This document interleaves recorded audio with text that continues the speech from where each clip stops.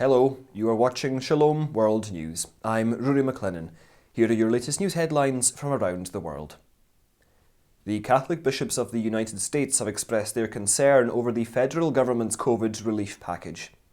In a joint statement issued on Tuesday, March the 5th, Los Angeles Archbishop and President of the United States Conference of Catholic Bishops, or USCCB, José Gomez, as well as the chairman of 7 USCCB committees, voiced their anxieties regarding the American Rescue Plan. The bishops urged President Biden and the leadership on Capitol Hill not to force upon Americans the wrenching moral decision whether to preserve the lives and health of the born or unborn, all of whom are our vulnerable neighbours in need.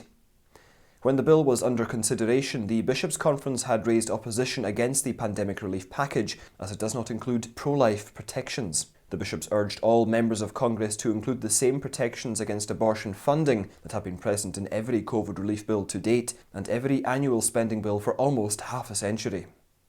On Wednesday, the 3rd of March, the Turkish government released a document aimed at justifying the atrocities committed against Armenian Christians in the conflict that took place near Nagorno-Karabakh the previous year. Titled Victory in Nagorno-Karabakh After 44 Days, the token of the Turkey-Azerbaijan Brotherhood, the document clearly states Turkey's role in the 44-day war in the disputed region. Signed by President Recep Tayyip Erdoğan, it starts with the Turkish version of the historical analysis of the conflict, in a bid to justify actions taken during the fighting.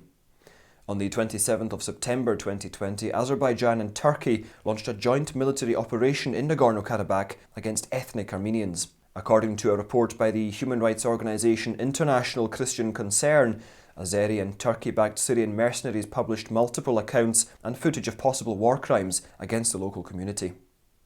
The mortal remains of servant of God Father Emil Kappon, a US Army chaplain and prisoner of war, have been recovered. On March the 4th, the US Defence Prisoner of War Missing in Action Accounting Agency announced that Father Kappon's mortal remains have been identified. He was one among the unidentified Korean War soldiers buried in the National Cemetery of the Pacific in Hawaii. Having served during World War II and the Korean War, Father Kappon was known for his compassion and service at the warfront. He even served fellow soldiers in a prisoner of war camp in Korea, where he died on May the 23rd, 1951. Father Kappon was declared a servant of God in 1993, and he was posthumously honoured with the US government's highest military decoration, the Medal of Honour. After his historic 3-day apostolic visit to Iraq, Pope Francis returned to Rome on the morning of March the 8th. He was seen off at the airport by President Barham Salih and his wife. During his visit, the pontiff met the Iraqi hierarchy, religious, seminarians and catechists at Baghdad's Our Lady of Salvation Cathedral. He also held talks with Shiite leader Grand Ayatollah Saeed Ali al-Sistani in Najaf, prompting the government to declare March the 6th as a national day of tolerance and coexistence to mark the event. At Ur, the homeland of Abraham, the Pope participated in an interreligious meeting. He also celebrated Holy Mass in the Chaldean Rite, becoming the first Pope ever to do so. In the city of Mosul, Pope Francis prayed for victims of war. The Holy Father also returned an ancient Aramaic manuscript rescued during the invasion of Islamic State to the Karakosh community. A prominent lay Catholic leader of Myanmar has urged the Holy See to intervene to defuse the crisis in the nation. His appeal comes in the wake of the killing of a 19-year-old woman by the Myanmar military during the ongoing demonstrations against the junta. Joseph Kung-Za-Hmung, who heads Gloria News Journal, the first Catholic internet newspaper in the nation, told Agencia Fides, quote, "At this time of suffering and repression, we address a mournful appeal to Pope Francis. The Holy See must help us and get involved in mediation aimed at improving the situation of the people." 19-year-old Kian Sin was shot dead during a peaceful protest. Finally, Australia's island state of Tasmania is set to legalise voluntary assisted dying and euthanasia.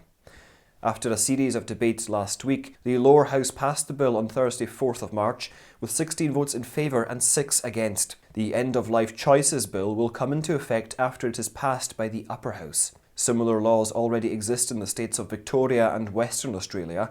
According to the proposed law, people above the age of 18 with an incurable, irreversible condition expected to cause death within 6 months can choose to end their lives. The Australian Catholic Bishops' Conference official website notes that good palliative care, not killing, is the answer to relieving pain for the dying. The bishop states, "Our society should be judged by how well we care for the sick and vulnerable. Everyone should be loved, supported and cared for until they die. There is nothing truly dignified about being killed or assisted to suicide, even when the motive is compassion for suffering."